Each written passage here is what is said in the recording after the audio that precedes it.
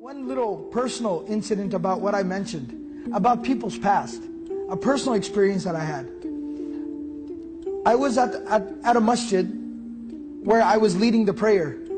And so, it was during the daytime, I think it was Salat al-Asr. And the masjid is not that busy. A young gentleman walked in to the masjid to pray.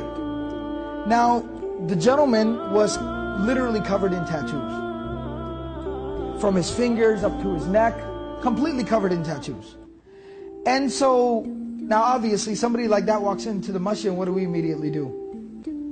Reach for your phone, right? Something bad's about to happen, right? So obviously people get nervous.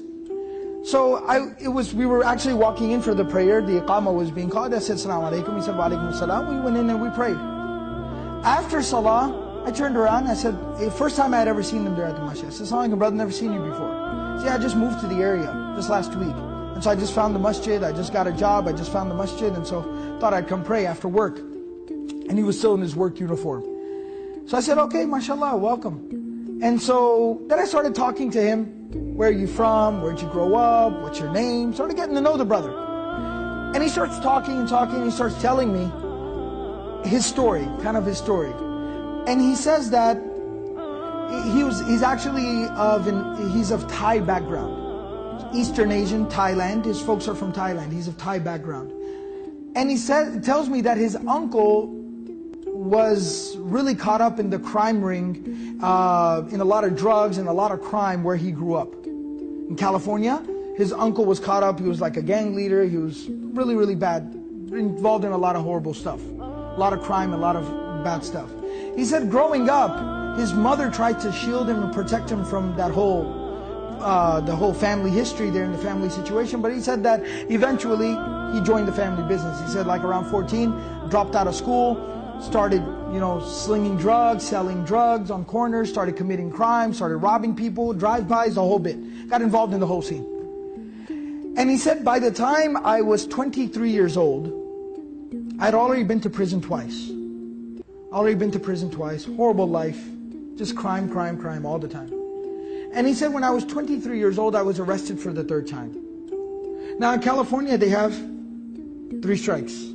And you're in jail for life. That's it, you're done. So he said I was arrested for the third time, and he said I was sitting in jail at night.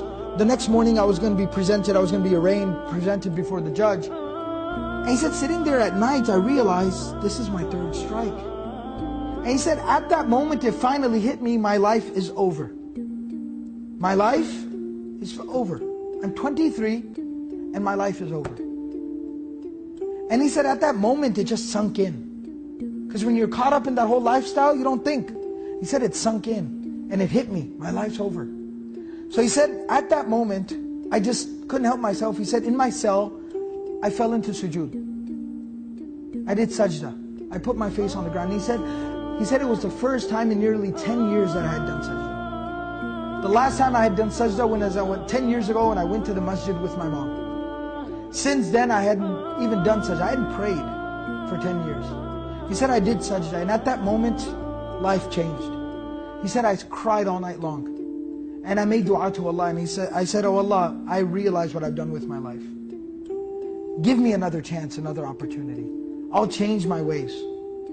And I will totally change my ways. And he said at that moment I felt like I needed to make an intention. What am I going to do? Allah, if you save me from this moment, what will I do with my life? And he said, I remember when I was a child, my mom always had one wish. And that was I would become a hafiz of Quran. She said, oh, your grandfather was a hafiz, but your uncle went bad, and everybody in your family didn't follow in your grandfather's footsteps. I want you to be a hafiz and revive that tradition that your grandfather had. Be a hafiz of Quran. And he said, I remembered that at that moment, because I'm thinking about Allah, I'm thinking about my mother and how much I hurt her. So I decided, I said, oh Allah, if I'm able to get out of here, I am going to go and become a hafiz of Quran. I'm going to memorize Quran. He said when he's presented before the judge the next day, he said the judge looks at the file, looks at me, my mom sitting in the back of the courtroom crying her eyes out. I'm a young man. He said the judge looked at the file, closes the file, says stand up. He says if I was to let you go right now, what would you do? And he said it's funny you asked me that because last night I had a change of heart. I repented. And I'm going to change my life. and I'm going to go and I'm going to study my religion and study the Quran, the book of Allah, and I'm going to commit myself to being a good person. So the judge said, all right, charges, case dismissed, get out of here, be on your way. He said, I walked out of the courtroom, my mom is crying, can't believe that this happened. He said, I asked her, Mom, how much money you got in your pocket? How much money you got in your purse? She pulled out 40, 50 bucks. My uncles were there. Give me whatever cash you got. He said, I got about a couple of $100. I said, somebody drive me to the bus stop right now. Drive me to the bus stop right now. He said he jumped on a bus, rode a bus to the nearest major Islamic center, found out where's their Quran memorization program. 23-year-old man, just literally no clothes. He said, I had nothing.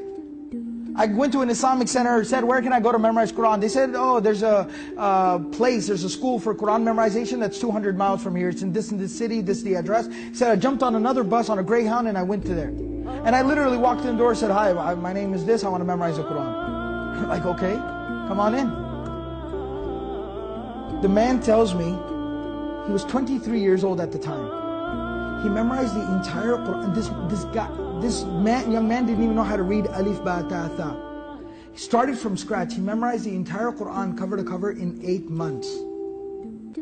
8 months he memorized the entire Quran. I've had him lead prayer. I've heard him read. Beautiful recitation. Knows his Quran.